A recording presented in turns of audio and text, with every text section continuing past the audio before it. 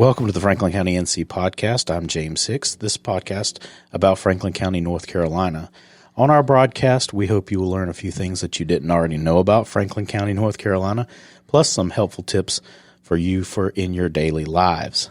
Today, I am joined by Trey Evans, who is the Franklin County Fire Marshal, and we're going to learn a little bit more about his role as a fire marshal, the new fire code ordinance that was just adopted in November of 2022, and probably some more about fire safety. So welcome to the podcast, Trey. How are you doing? Thank you, sir. Doing great today. So I kind of introed that. I would say, how long have you been the fire marshal? I've been here a little over a year and a half. Okay. And let me ask, before we go in a little deeper on that, what was the fire marshal situation before you? Was there a named fire marshal before you, or is that something that kind of a newly created position? It was newly created, but the duties were handled by planning and inspections and at the time it was the emergency services director. Okay. So it was somebody's role, it was part of their role, and then the duties were kind of things. So they named you a little while back. So you've been here about, what'd you say, year and a half. Year and a half. So what were you doing before coming to Franklin County? So before I came to Franklin County, I was actually a captain in Vance County for their fire department. Okay. How long have you done fire stuff? Since January of 2007. So a good little while, more than a decade? Yeah, about 16 years now. Why did you go into, I won't say, try to broadly generalize fire-related stuff, but fire-related stuff? So when I was a little kid growing up, the movie Backdraft would come on NBC like once a year around Christmas time, and that's how I got hooked on it. So, okay, did you know other people that were in the fire service or anything like that kind of also recruited you in? I wouldn't say recruited. I kind of recruited myself. Okay. My actual auto mechanics teacher in high school, he was the assistant chief of the Littleton Fire Department in Halifax County, and we got to know him very well, and that's how I ended up joining the fire department. Okay.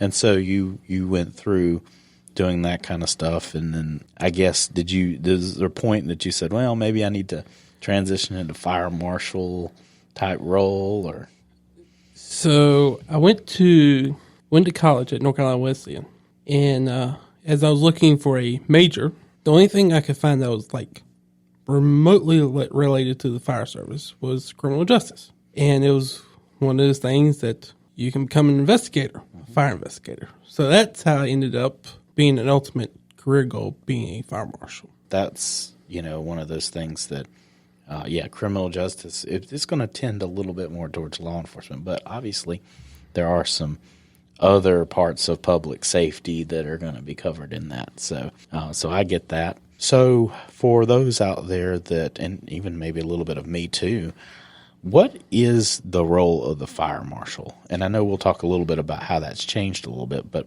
what does a fire marshal do? So typically a fire marshal conducts fire inspections of existing buildings. Then they also conduct fire investigations to determine origin and cause. And then they do a little bit of prevention. It's kind of a three-hat job that can be done in bigger departments by multiple people.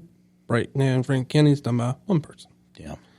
I've seen that where when I was a reporter, the county that I covered, they actually had a county-wide fire chief, and that was basically he had a handful of full-time county-wide firefighters that would assist volunteer districts.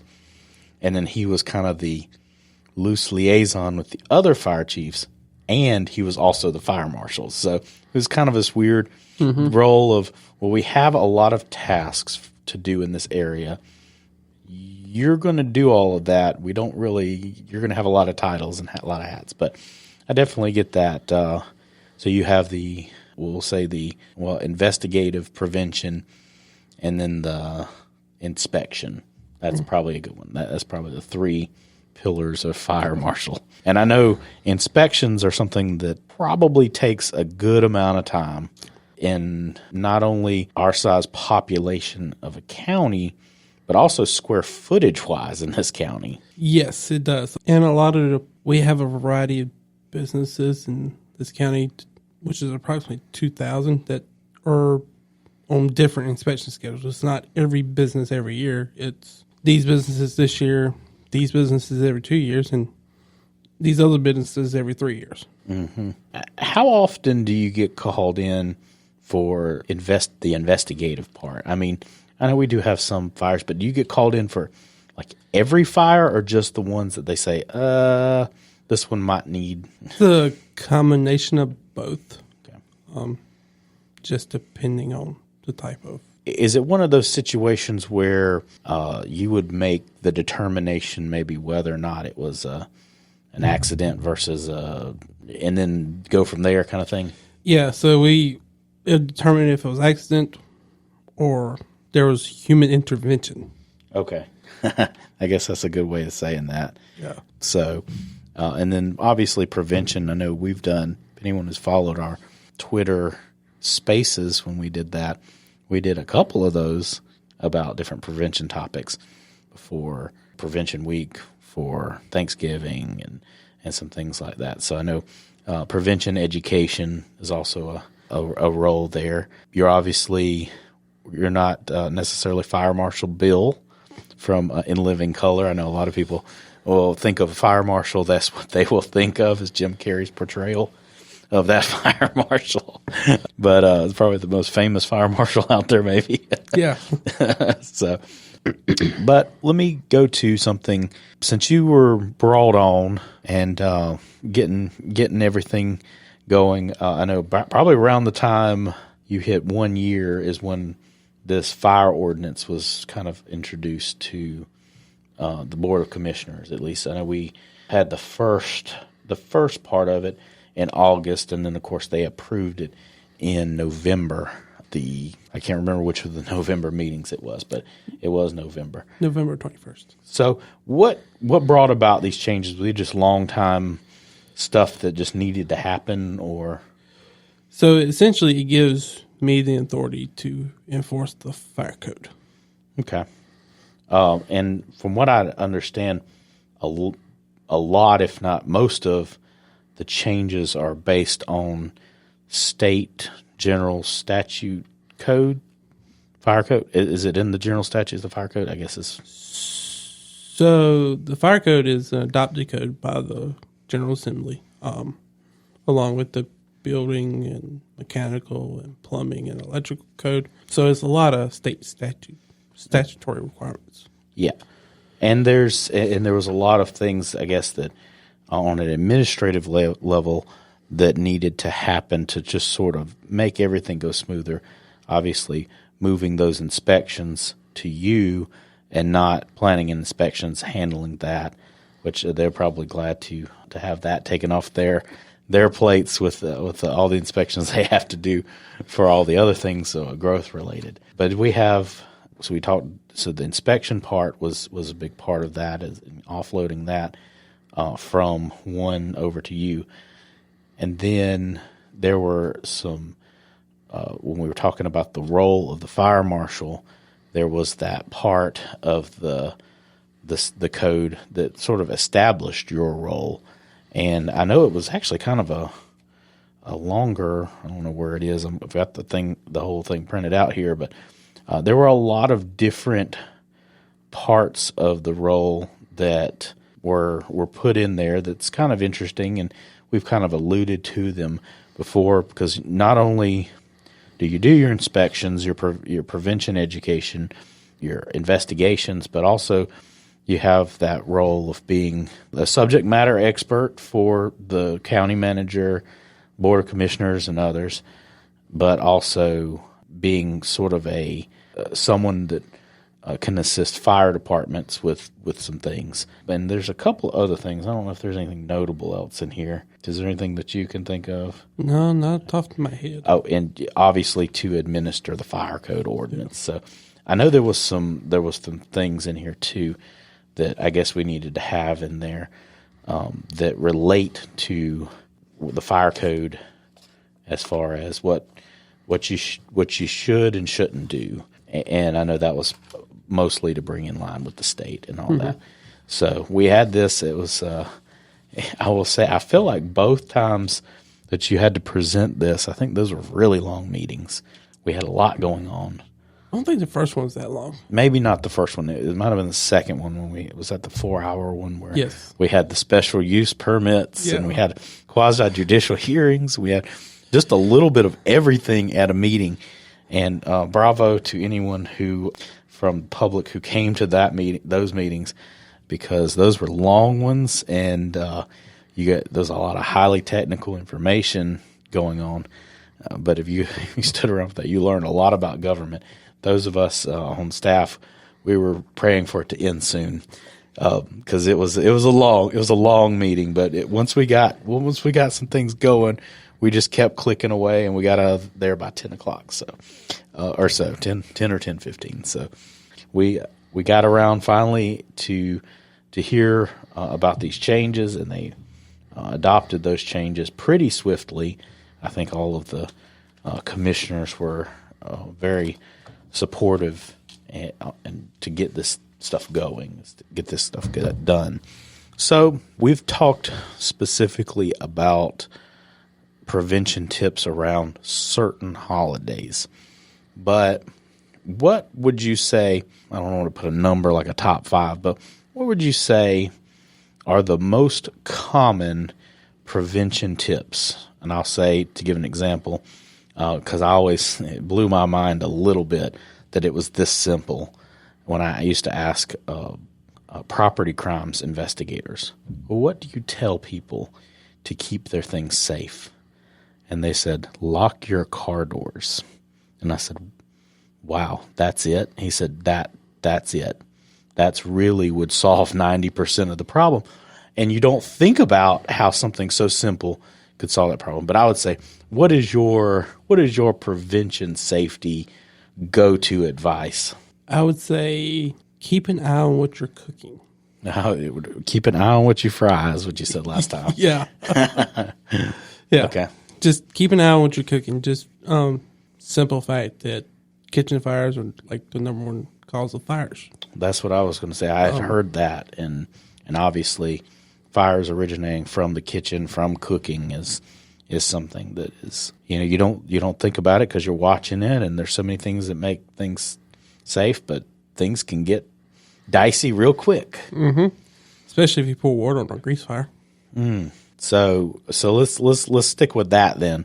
So if you have a grease fire, what is the suggested course of action to put that out?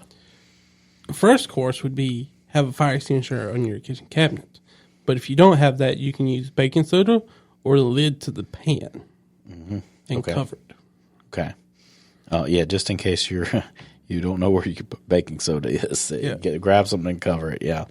When we were talking about before and mentioning, we've done some holiday-specific ones, something that kind of occurred to me the other day, and watching through the Christmas time at the Christmas movies, there are a lot of, I would say, fire prevention tips or the common things that we see that we often hear you talk about to safety, don't do these things. And we see it in those movies and see what happens.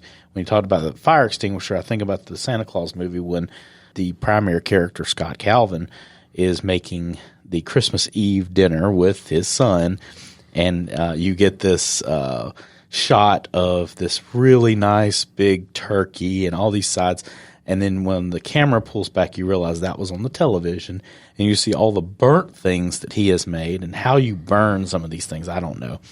And you see him with the fire extinguisher with trying to put out a fully engulfed turkey. Not really sure how you can burn a turkey like that. But you obviously had your moment of that's why you want a high-quality fire extinguisher right in the kitchen.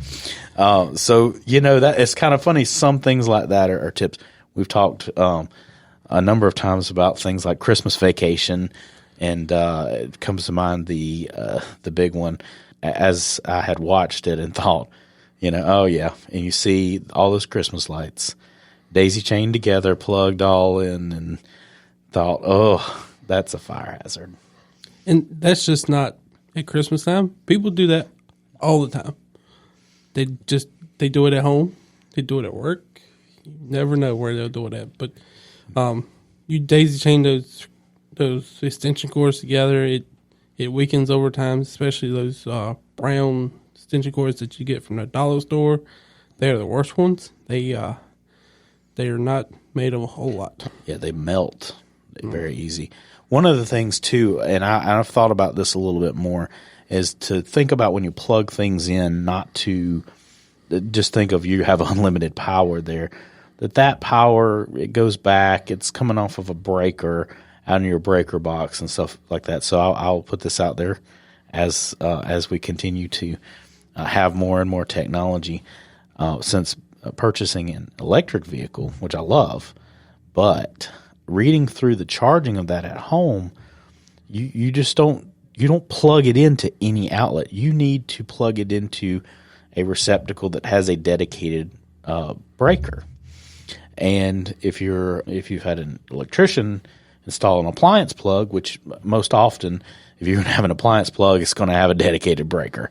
That's pretty good there. But if you go for that level 2 charger, it's going to definitely need to have a breaker. So that's something to, after looking at that and evaluating that, and thought, wow, okay, well, somebody said, well, we could plug something else in that. Nope. That one is dedicated to charging. If we want to plug something in, I'm going to need to unplug that, and we're going to need to not do anything with that.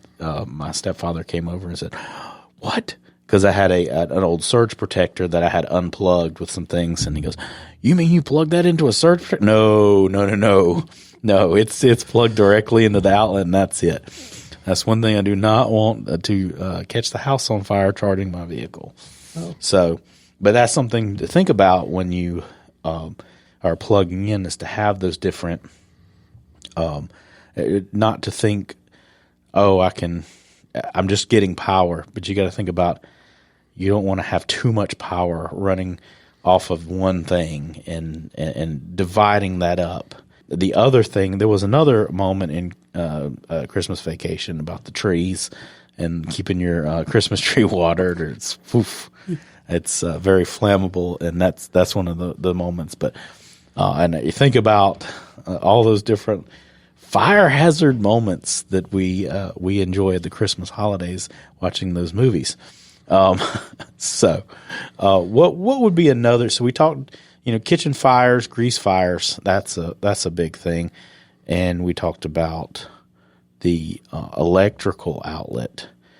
What are some other things that people should keep in mind as just a daily thing in any time type of tip? Keep your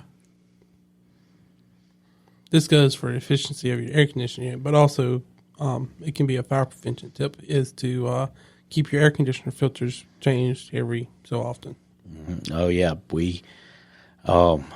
I had that happen a couple of times this past year, where I changed it several times because I couldn't remember when the last time it was, and it wasn't that long ago. But the air conditioner at our house that we were renting it started freezing up, and I was like, oh, do all these things, and then of course it was old, and the landlord replaced it, but they kept saying, well, when did you last do it? Oh, no. I have replaced those super recently, because that was my first go-to as well. And so we got a couple of tips there. What is, we think about, I don't know, there's a lot of leaves on the ground, and we've talked a little bit about this on Twitter Spaces, but, people burning things outdoors to do that. I'm guessing leaves are maybe a common thing. I don't know if that's what they... Yeah, they burn leaves. Okay.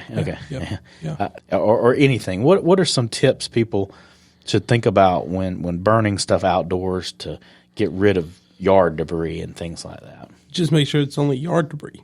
Okay. You can't burn anything that's man-made, including lumber. Even though it's wood, you can't burn that either because it's been through the processing. And just make sure you keep it at least 100 feet from your house and keep an eye on it and keep a extinguishing method. Included examples are water, sand, dirt, rake, blower, anything that can actually be used to put the fire out. Yeah, that's a good one. When we talked with my stepfather about some of this fire prevention things, he said, "Well, you didn't tell the story about you in the woods and all that." And I was like, "Well, there wasn't an appropriate time. We weren't trying to burn anything. We did start a small fire, and this is probably back when I was like in middle school or late elementary school. I had some friends over. We lived in some woods next store, and we had this little fort set up, and we were building like a little fire out there, and it spread, and I stayed back to manage that and sent them back from waters. They were taking these like 20 fluid ounce like Coke bottles, filling them with water, and running back in. And it was like, why don't you, I think the hose pipe will run all the way in here because you got pine trees, because in South Carolina, a lot of pine trees. So that straw is good kindling. So it's spreading a little bit, and I'm like trying to, make sure and manage it, use some things to try to stop it back. And they're just bringing these little bottles of water. And I was like, well, did you tell anybody? Well, no, we didn't want to get in trouble. No. Go tell them we need some extra stuff. So make sure anytime you're building any fire to have some water source nearby. That's one of those things that I know I've always kept it super close whenever we've had a fire pit or something like that to make sure, because you never know when you might need that. So, and fires sometimes take a little while to go out. Yes. Even when you think they are, they can come back. Mm-hmm.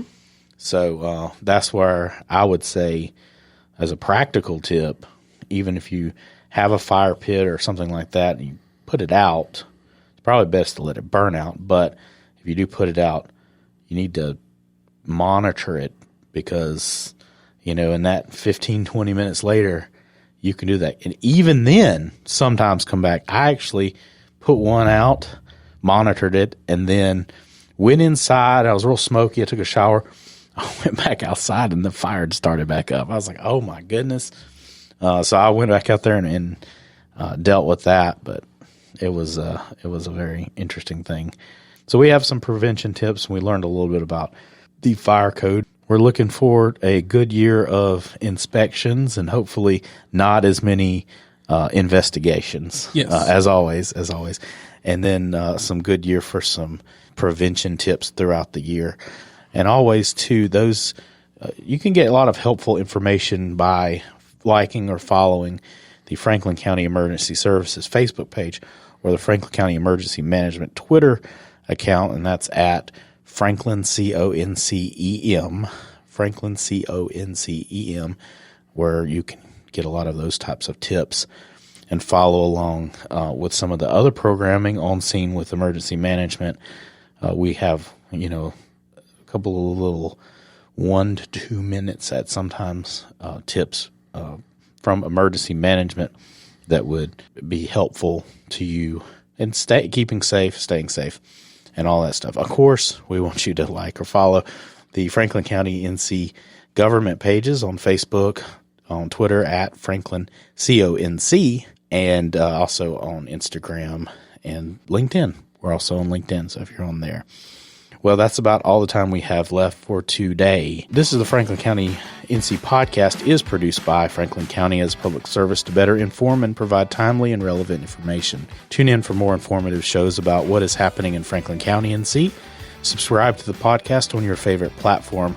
Like or rate the podcast and share it with your friends and family. To find out more about Franklin County NC, go to our website at www.franklincountync.gov. and sign up for our email newsletter while you are there. For all of us here at Franklin County, I'm James Hicks, and we'll talk to you soon.